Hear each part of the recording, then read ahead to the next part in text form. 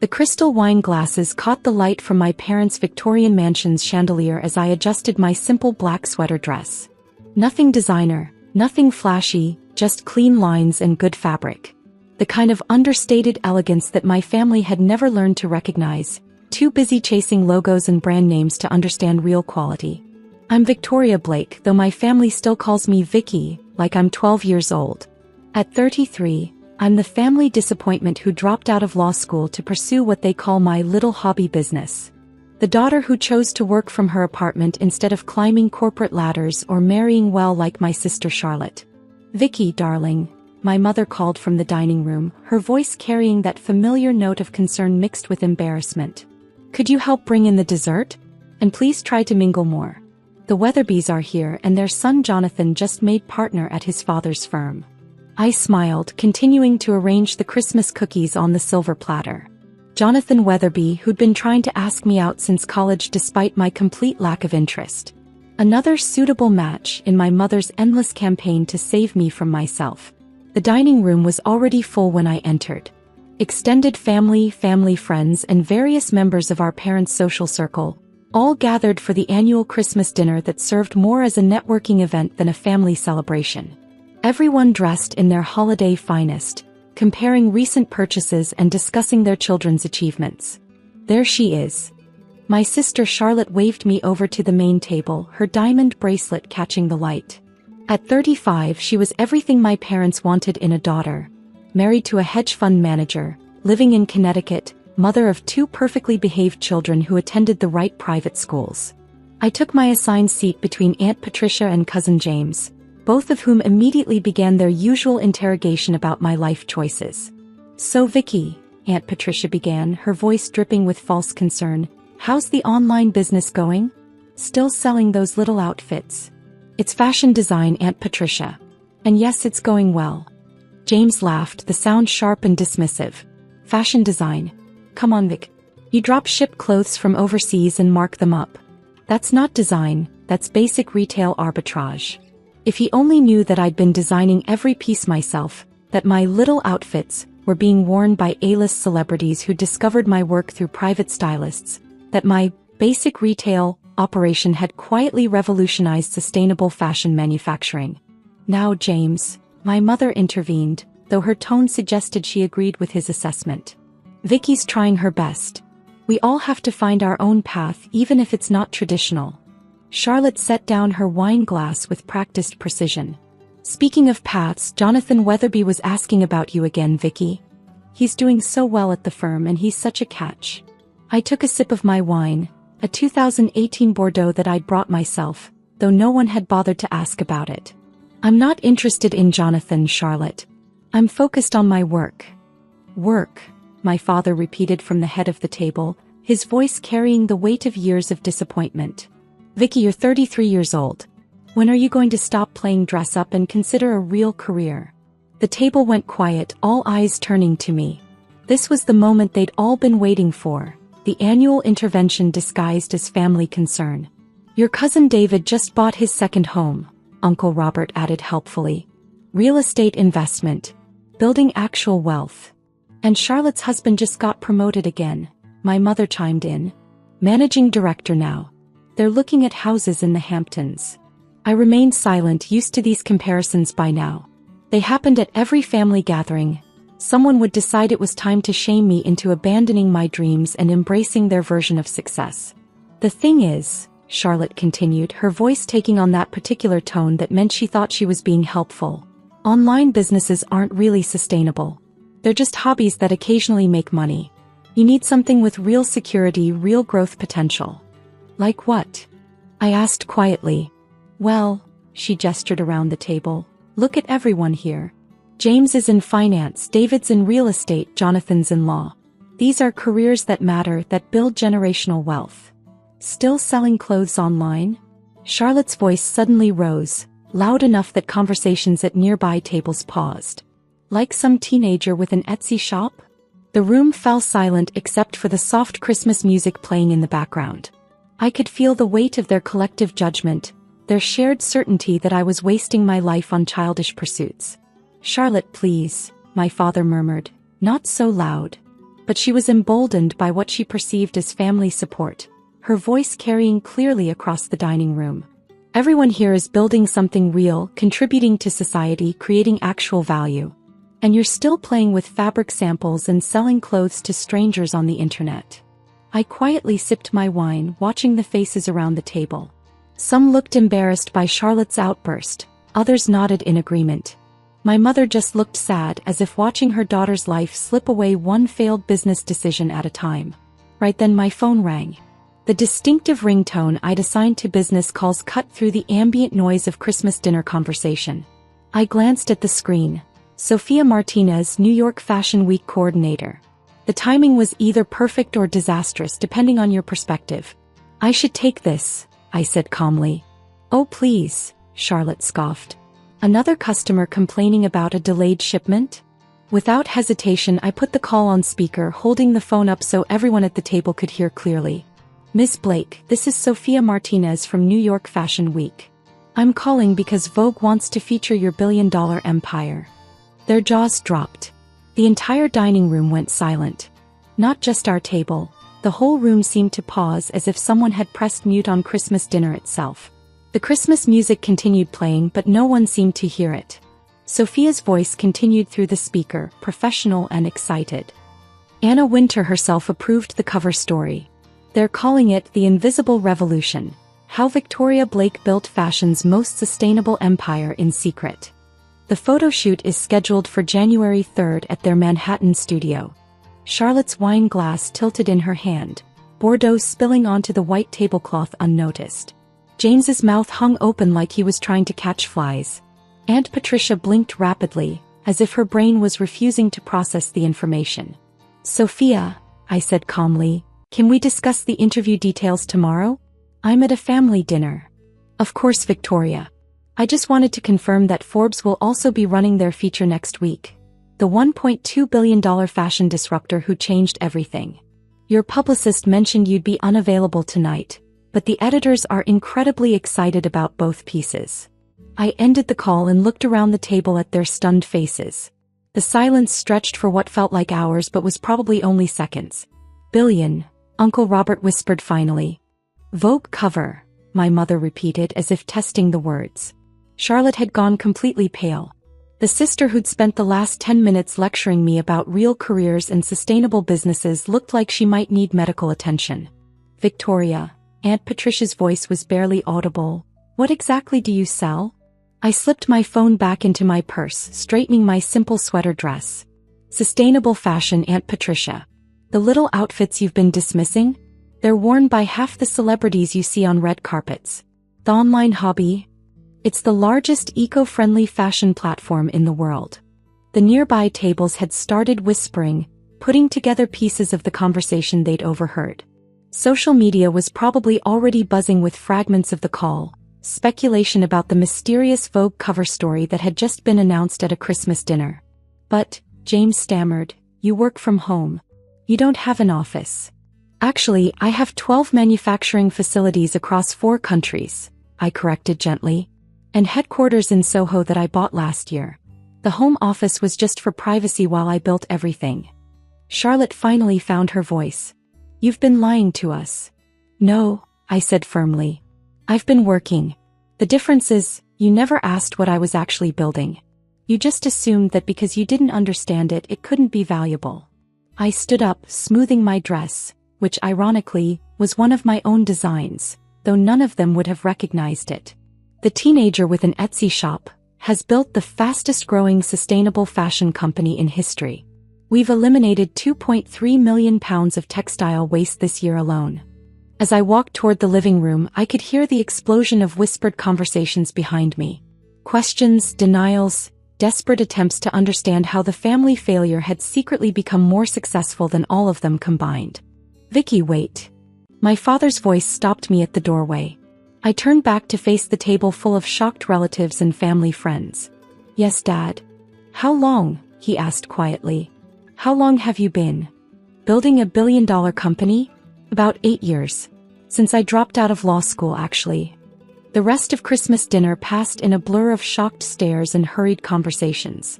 Word had spread quickly through the party. The family disappointment wasn't just successful. She was the mysterious fashion mogul that industry publications had been trying to identify for months. Jonathan Weatherby found me near the Christmas tree, his confident demeanor replaced by something resembling awe. "Victoria, I had no idea. The things they were saying about your business." I smiled, sipping my wine. "Were pretty accurate, actually. I do sell clothes online. I just do it at a scale they never imagined." "I mean, $1 billion, he said, shaking his head. "And Vogue wants to put you on their cover." "It's not about the money, Jonathan. It's about building something that matters. Fashion that doesn't destroy the planet, manufacturing that doesn't exploit workers, business practices that prove you can be profitable and ethical simultaneously." As the evening wound down, I found myself in my father's study, reviewing emails on my phone while he nursed a brandy and tried to process the evening's revelations. $1 billion, he said for the third time. $1.2 billion according to the latest valuation, I corrected, not looking up from my phone. "Though that's just the company value. The real impact is in the supply chain transformation we've achieved." "We never knew," he said quietly. "All these years we thought you were struggling." "I was struggling," I admitted. "Just not financially. Do you know how hard it is to revolutionize an entire industry while your own family thinks you're a failure?" He was quiet for a long moment. "We should have believed in you." "Maybe. But would you have? Or would you have tried to convince me to take a safer path, to get that law degree, to marry Jonathan and settle into the life you wanted for me?"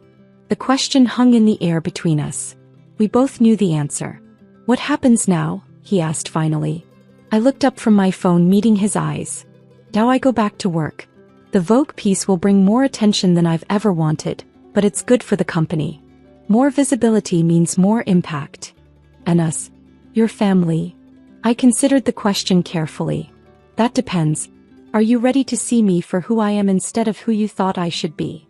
2 weeks later, I sat in Vogue's Manhattan photography studio, surrounded by racks of my designs while Annie Leibovitz adjusted lighting for the cover shoot.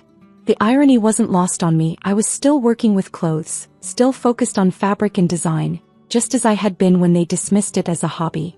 "The sustainable angle is perfect," Anna Winter said, reviewing the preliminary shots on her assistant's tablet. "Fashion needs more leaders like you, people who prove that ethics and profitability aren't mutually exclusive." My phone buzzed with a text from Charlotte. "Saw the Forbes early release online. Mom's crying happy tears. Dad's showing the article to everyone at the country club. I'm sorry, Vicky. Really sorry." I smiled, tucking the phone away as the photographer called for the next setup. The apology felt genuine, born from understanding rather than social pressure. "Ready for the next look?" Annie asked. I nodded, walking toward the rack of designs I'd created over the past 8 years. Each piece told a story, not just of fashion but of innovation, sustainability, and the quiet persistence required to build something meaningful while everyone around you saw only failure. The cover story would hit newsstands next week, officially ending my anonymity but amplifying my platform. The hobby business my family had mocked was about to become the face of fashion's sustainable future. As I changed into the next outfit, a jacket made from recycled ocean plastic that had taken 2 years to perfect, I thought about that girl who dropped out of law school to chase an impossible dream. She'd been building this moment one stitch at a time, one sustainable innovation at a time, one small victory at a time. The camera flashes began, capturing images that would soon appear on magazine covers worldwide. But the real picture was bigger than any photograph could show. It was the story of an industry transformed, an economy reimagined, and a family finally learning to see success in forms they'd never expected. That evening, I returned to my Soho headquarters, the 12-story building that my family had never known existed. The design studios were empty now, but the walls were covered with sketches, fabric samples, and prototypes that represented the future of sustainable fashion. My assistant knocked on the office door. "The Times wants to schedule a follow-up interview about the Vogue piece. And your mother called, she wants to tour the facilities next week." I looked up from the sustainability reports I was reviewing, surprised by that last request. "My mother wants a tour?" "She said she wants to understand what you've built. Really understand this time." The transformation in our relationship had been gradual but genuine. Once the family got over their initial shock, Some of them had made real efforts to learn about sustainable fashion, to see the value in what I'd built rather than just the money it had generated. Charlotte had started buying exclusively from ethical brands. My father had begun investing his clients' portfolios in ESG funds. Even Aunt Patricia had joined a local environmental group, telling everyone about her niece who was saving the planet one dress at a time. "Schedule the tour for Thursday," I said, "and make sure she sees the manufacturing floor. I want her to understand that this isn't just about clothes, it's about changing how things are made." As I worked late into the evening, reviewing designs for next season's collection, I reflected on the strange journey from family disappointment to industry leader. The hobby business that had started with a sewing machine in my apartment was now employing over 3,000 people worldwide, all committed to proving that fashion could be beautiful, profitable, and responsible. My phone buzzed with a message from James. "Vicky, I've been thinking about what you said at Christmas. My firm wants to discuss sustainable investing strategies. Would you be willing to consult on a project?" I typed back, "I'd be happy to help. But James, it's Victoria now. The person who builds billion-dollar companies gets to choose what she's called." His response came quickly, "Understood. And Victoria, I'm proud to be your cousin." That night, driving home to my penthouse apartment, purchased through the same holding company I'd used to buy the headquarters, I thought about the power of persistence. About the importance of building something meaningful even when no one else sees its value. The sustainable fashion platform that had started as mysterious online sales was now reshaping an entire industry, proving that consumers wanted beautiful clothes that didn't harm the planet. Every organic cotton shirt, every recycled polyester dress, every innovative fabric made from agricultural waste represented a small victory against fast fashion's environmental destruction. But the technology and innovation were just tools. The real revolution had been in persistence, in continuing to build something meaningful despite being consistently underestimated by the people who should have supported me most. My phone rang as I pulled into my building's garage. The caller ID showed my mother's number. "Hi, Mom. Victoria, I just finished reading the Forbes article online. The part about you developing that new fabric from orange peels, how did you even think of that?" I smiled, hearing genuine curiosity in her voice for the first time in years. "Research, Mom. Lots of research and lots of failed experiments. Innovation is mostly just persistence with better documentation." "I'm proud of you," she said quietly. "Not just for the success but for sticking to your values even when we didn't understand them." "Thanks, Mom. That means everything." "The tour on Thursday. Can I bring your father? He's been reading everything he can find about sustainable manufacturing. I think he's finally starting to understand what you've built." I laughed, remembering the man who'd once dismissed my work as playing dress-up. "Of course. Bring Dad. Bring anyone who wants to see how real change happens." After we hung up, I sat in my car for a moment, looking up at the Manhattan skyline through my sunroof.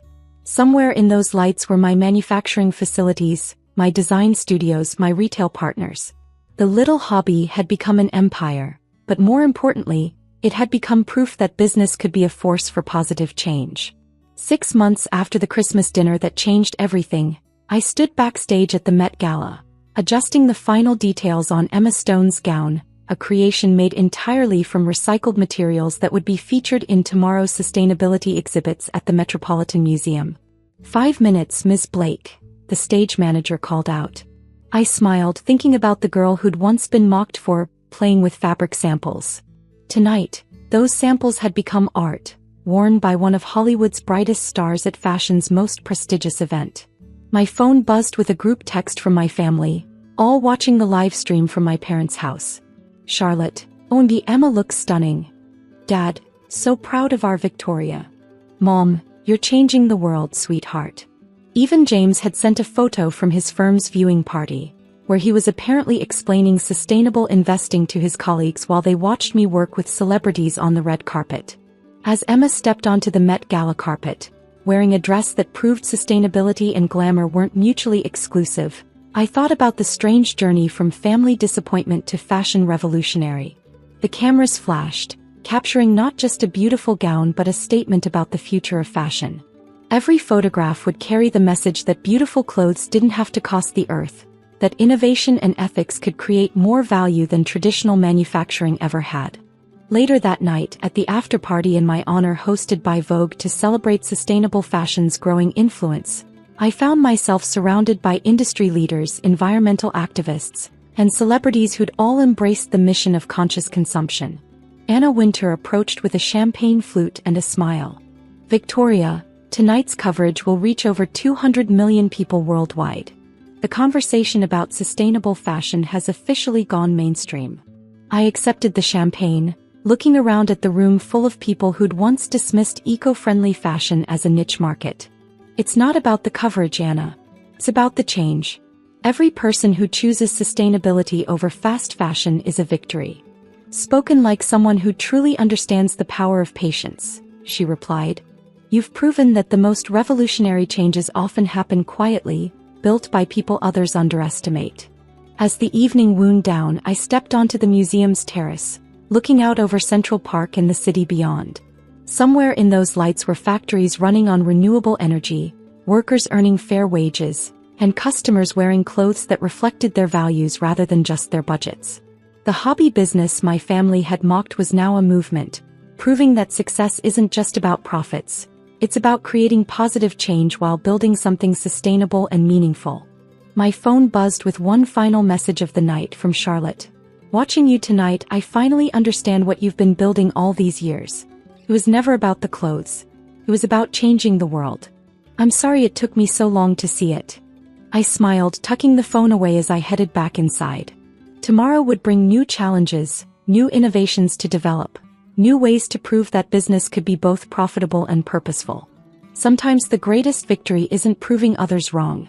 It's showing them that success comes in forms they never imagined, built by people they never saw coming, using methods they never understood until it was impossible to ignore the results. The girl with the sewing machine had become the woman with the vision. And fashion, finally, was becoming beautiful in every sense of the word.